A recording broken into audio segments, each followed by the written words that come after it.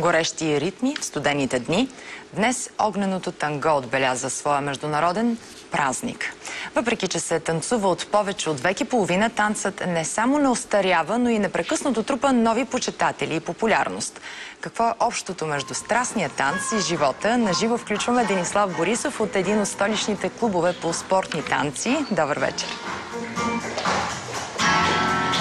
Добър вечер. За тангото не трябва да се говори, то трябва да се танцува и изживява. Спокойно, няма сега да ви показвам моите професионални умения, аз ще ви оставя в ръцете на професионалистите. Представям ви един от най-добрите ни състезатели по спортни танци, Моника Стоянова и нейните ученици. Здравей, Мони! Здравей, Дени! Тангото е танц на повече от век и половина. Кажи ни защо още е актуално. Актуално, защото тангото е класика, а придобива със всеки изминат ден нови форми, като една от новите форми е бачата танго. Бачата Доминиканска република заедно с елементи на танго, така че тангото е вечно живо.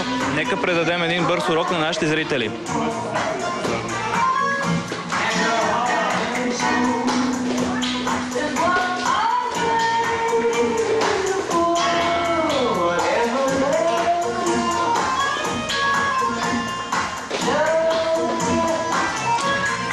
Изглежда доста сложно, ще се опитам да науча стъпките, през това време вижте още за тангото.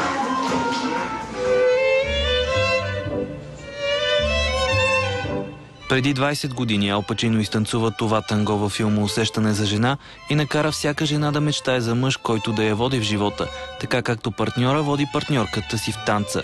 Тангото тръгва от Аржентина, но днес се танцува в цял свят, като във Финландия дори е станал национален танц.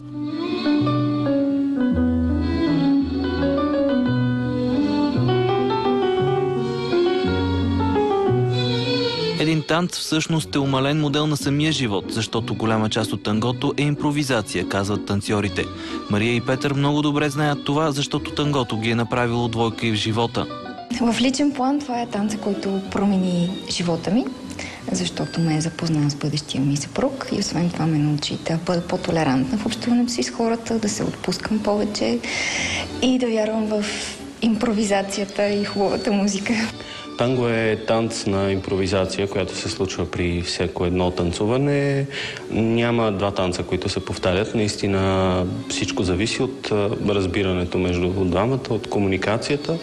А относно спора за ударението на думата, народният си испански танца се нарича танго, но у нас той е навлязал от Франция, така че наричайте го по-скоро танго.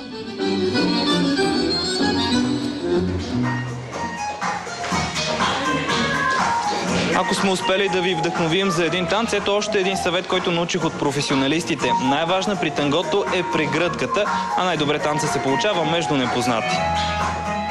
Минути изпълнени с страст в края на емисията. Денислав Борисов, благодарим.